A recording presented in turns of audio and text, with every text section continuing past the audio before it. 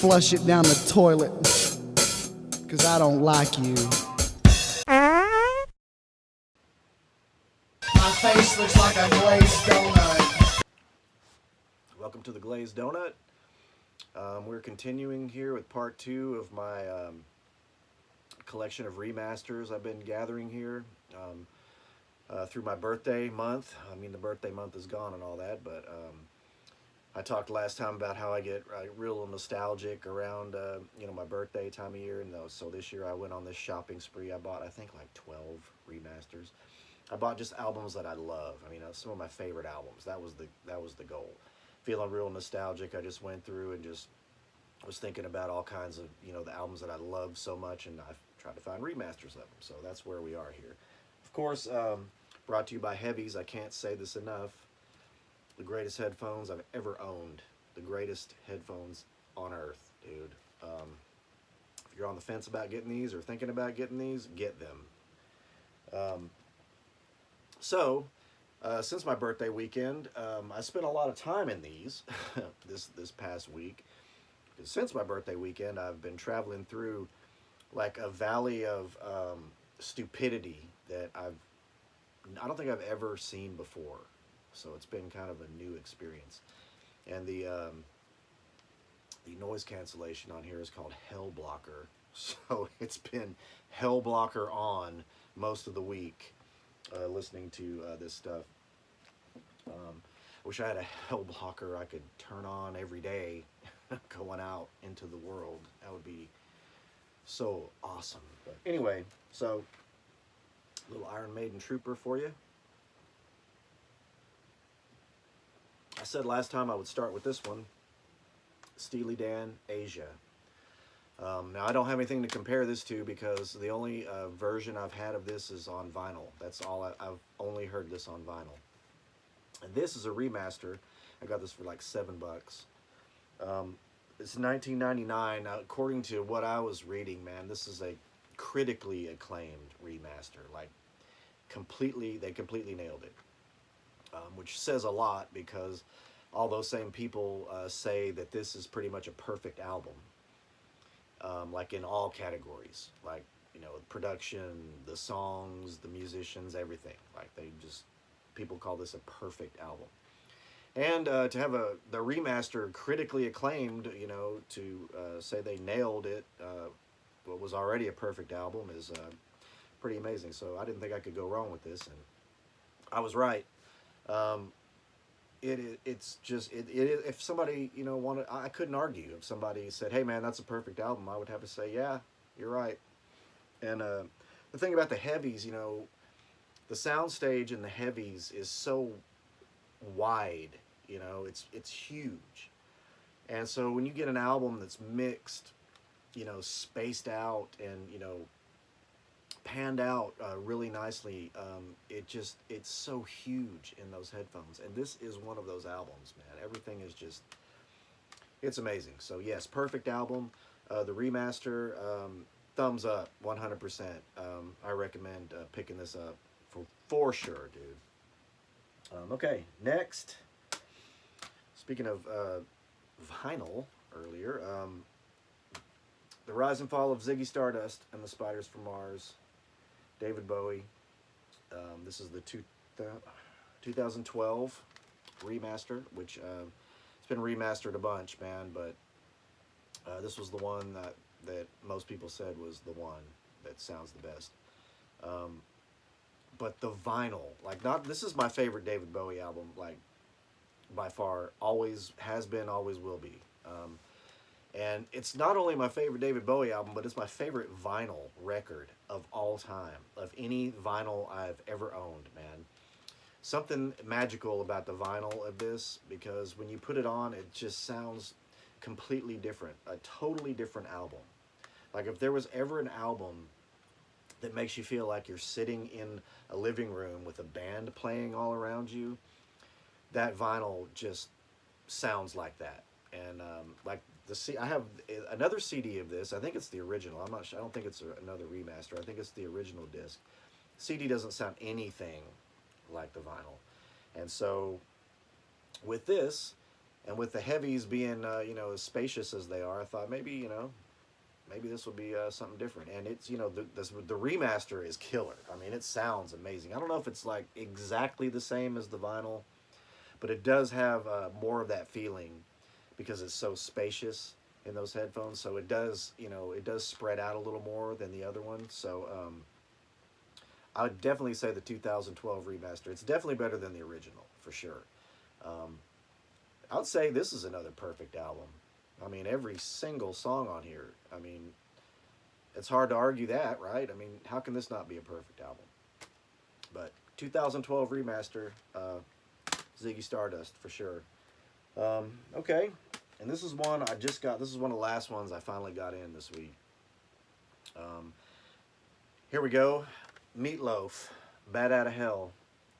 Love this album so much.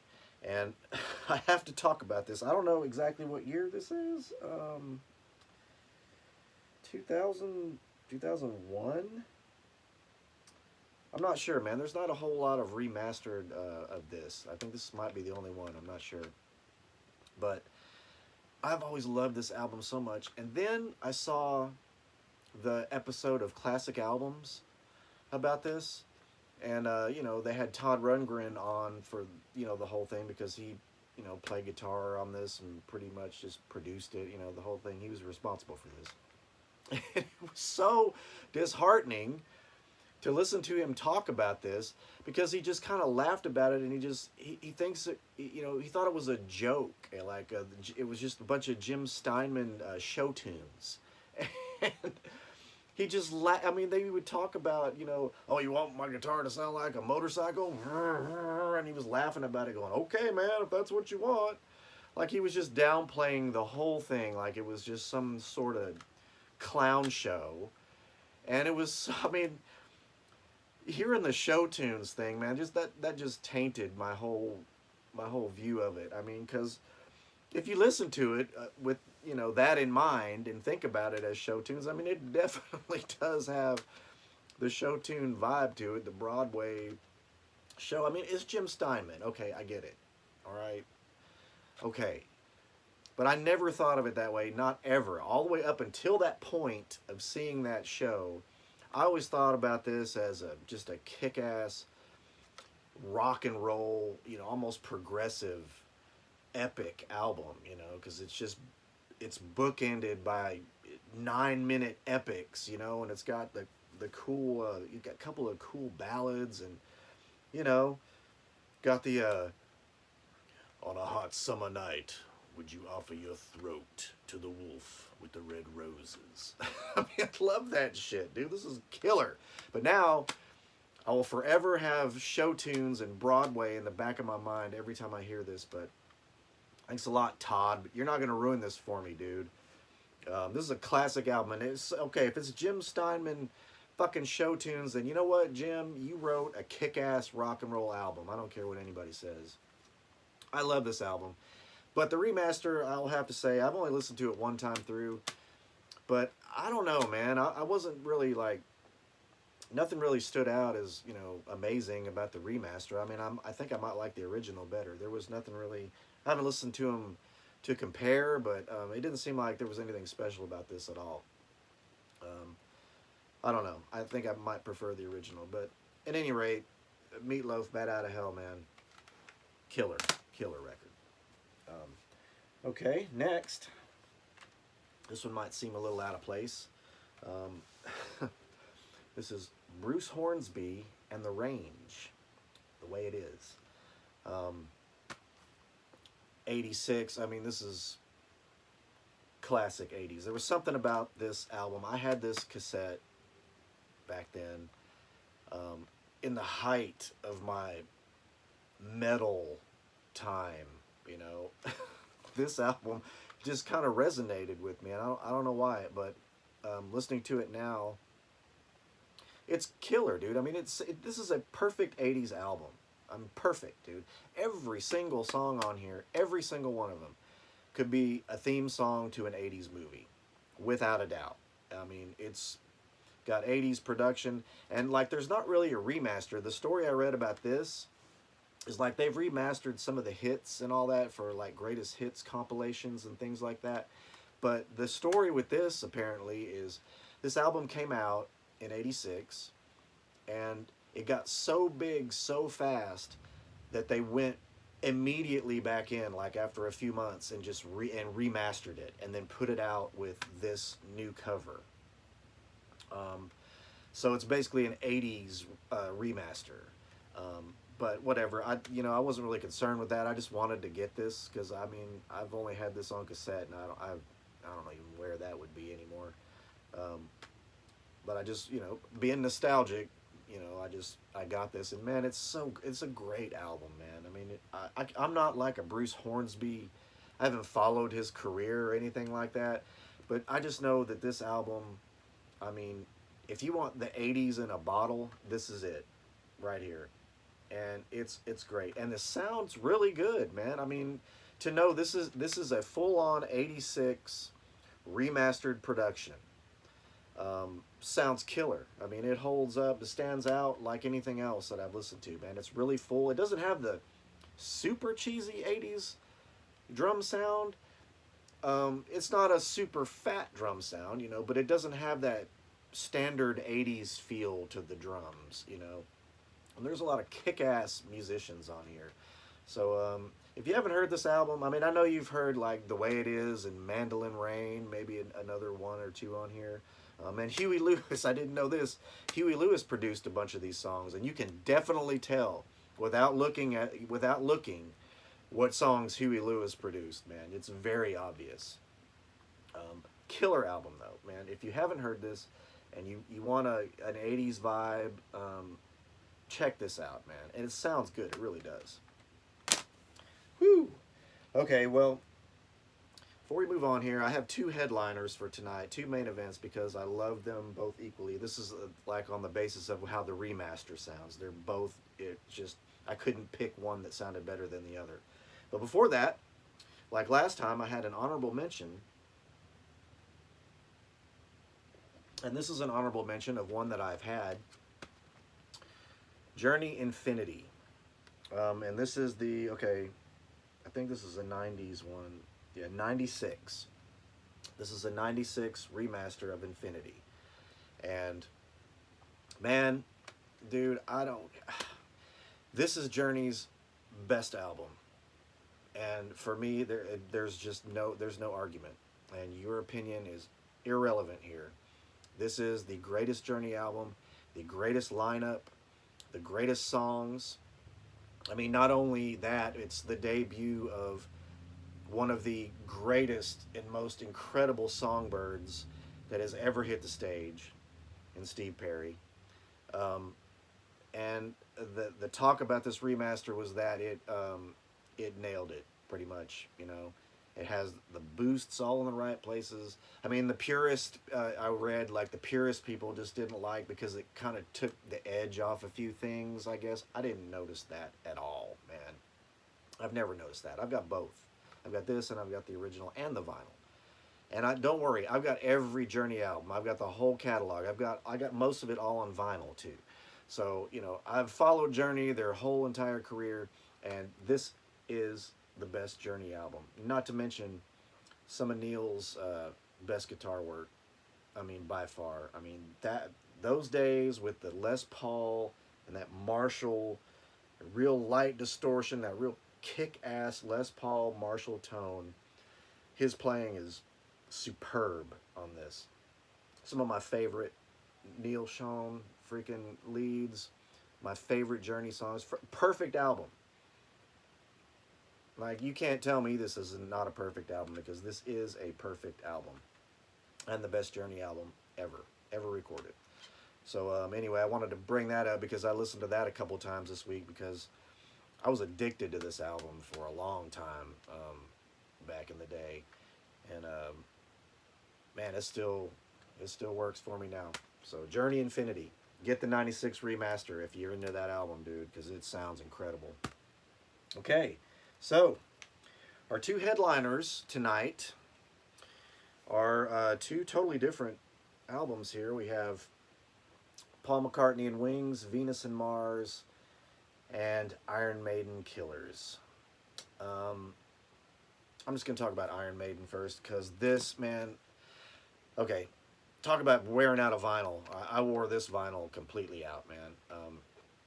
Killers is one of my favorite Maiden albums of all time. I mean, top three: Peace of Mind, Power Slave, Killers, for sure. No, nothing against the first album or Number of the Beast or Somewhere in Time.